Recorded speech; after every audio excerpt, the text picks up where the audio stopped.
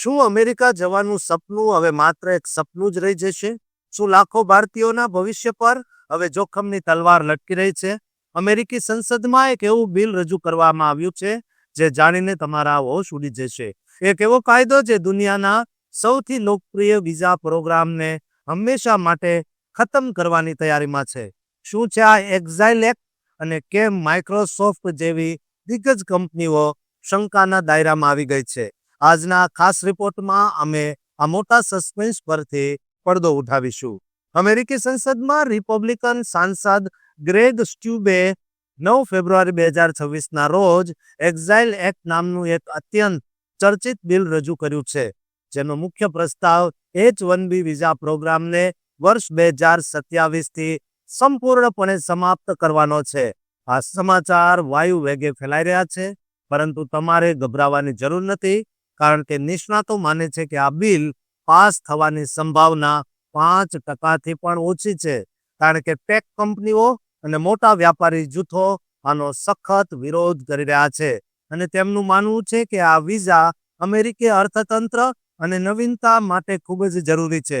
તમને જણાવી દઈએ કે H-1B વિઝાના કુલ 70થી 80% વિઝા ભારતીય અને ચીની નાગરિકોને મળે છે, જેમાં મોટો હિસ્સો યુવા અને એન્ટ્રી લેવલની નોકરીઓ કરનારાઓનો હોય છે.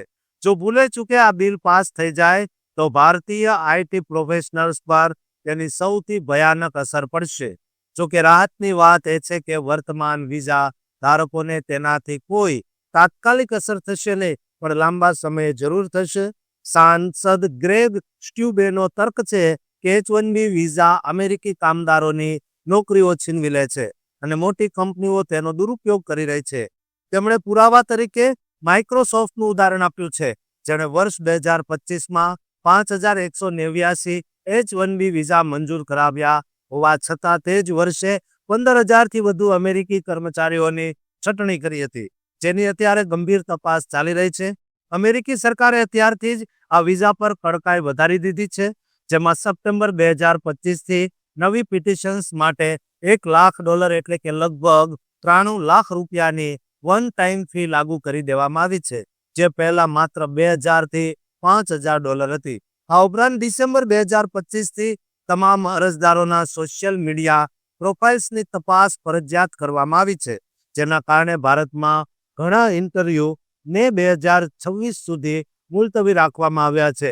આ બિલ રજૂ કરનાર ગ્રેગ સ્ટ્યુબે ફ્લોરિડાના 17મા ડિસ્ટ્રિક્ટના સાંસદ છે અને તેઓ અમેરિકી આર્મીના વેટરન પણ રહી ચૂક્યા છે.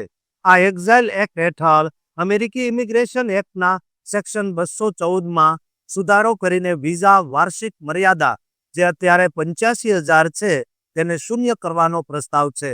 જો કે આ કાયદો બનવા માટે તેને હાઉસ ઓફ રિપ્રેઝેન્ટેટિવ્સ અને સેનેટમાંથી પસાર થઈને રાષ્ટ્રપતિના હસ્તાક્ષર સુધી પહોંચવું પડશે, જે રસ્તો ઘણો લાંબો અને કઠિન છે. ભારતીયો માટે આ ચિંતાનો વિષય ચોક્કસ છે, કારણ કે 71% વિઝા ભારતમાં જન્મેલા લોકોને મળે છે, જેની સરેરાશ ઉંમર માત્ર 34 વર્ષ છે. જો આ બિલ કાયદો બને તો અમેરિકામાં કુશળ માનવબળની અછત સર્જાઈ શકે છે, તેવું સમર્થકોનું માનવું છે. હાલમાં આ બિલ માત્ર એક પ્રસ્તાવના સ્વરૂપે છે અને ટેક લોબીના દબાણ હેઠળ તેની આગળ વધવાની શક્યતા નહિવત છે, પરંતુ આનાથી અમેરિકા ફર્સ્ટની કડક નીતિઓના સંકેત જરૂર મળી રહ્યા છે.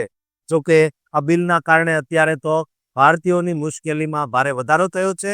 આ અંગે તમારું શું માનવું છે તે કોમેન્ટ બોક્સમાં જરૂર જણાવજો અને આ ચેનલને સબસ્ક્રાઇબ કરવાનું ભૂલતા નહીં.